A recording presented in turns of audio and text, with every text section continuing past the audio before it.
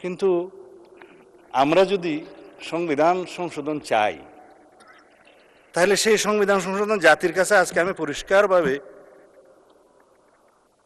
প্রকাশ করতে চাই। একটা বিভ্রান্তি সৃষ্টি করা হচ্ছে সারা জাতির মধ্যে যে বিএনপি সংস্কার চায় না।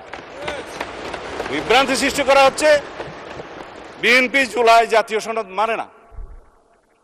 কিন্তু যেটা নিয়ে বিতর্ক হচ্ছে সেটা হচ্ছে জুলাই জাতীয় সনদ উইদিন ব্র্যাকেট সংবিধান সংস্কার বাস্তবায়ন আদেশ, অর্থাৎ জুলাই আদেশ। আমরা তো আছি জুলাই জাতীয় সনদে, যেটা জাতির সামনে সবাই স্বাক্ষর করেছি সেটাই। এবং এই জুলাই জাতীয় সনদের 2025-এর ঐতিহাসিকভাবে যেটা স্বাক্ষরিত হয়েছে বাংলাদেশের সকল রাজনৈতিক দলের, গণতান্ত্রিক রাজনৈতিক দলের ফেসিবাদী বাদে, যেটা রাজনৈতিক সমঝোতার দলিল হিসাবে স্বাক্ষরিত হয়েছে, এই দলিলের প্রত্যেকটি অক্ষর, শব্দ, বাক্য আমরা ধারণ করি এবং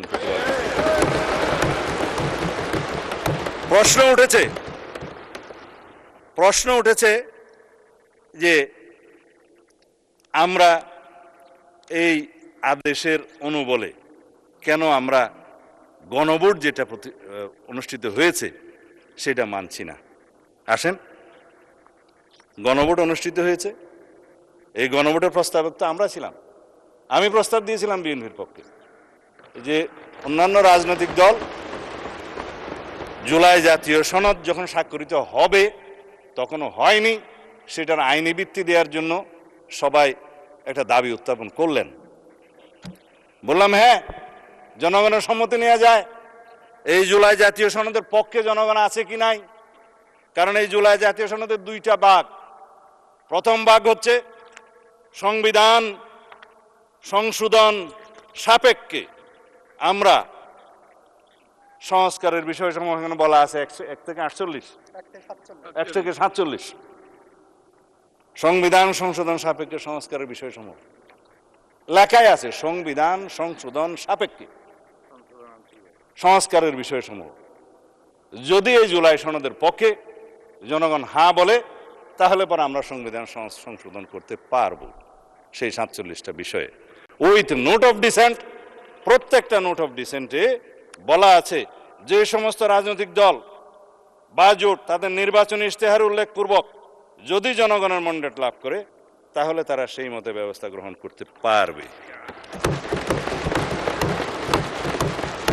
আগামী কালকে অথবা পরশু সম্ভবত আরেকটি মুলতবি নোটিশের উপরে আমরা আলোচনা করতে চাইব। আমরা দিচ্ছি না, বেসরকারি সদস্যরা দিচ্ছে। সেখানে এই জুলাই জাতীয় সনদের প্রত্যেকটি ধারা উপধারা কি কি আছে সেই বিষয়ে কথা হবে, প্রতিশ্রুতি বিষয়ে। আমি আজকে ওখানে বিস্তারিত যাব না।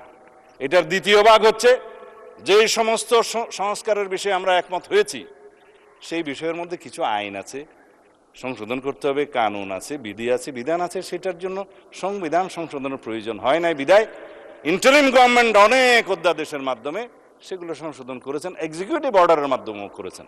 আমরা এগ্রিড হয়েছি। তবে সেই সমস্ত অধ্যাদেশগুলো বিধান মতে বাংলাদেশের নির্বাচিত জাতীয় সংসদে উত্থাপন করতে হয়েছে। আর্টিকেল 93 অনুসারে আইনমন্ত্রী সেটা করেছেন। And this is the supremacy of the parliament, and this is the sovereignty of the people, and this is the sovereign house of the nation.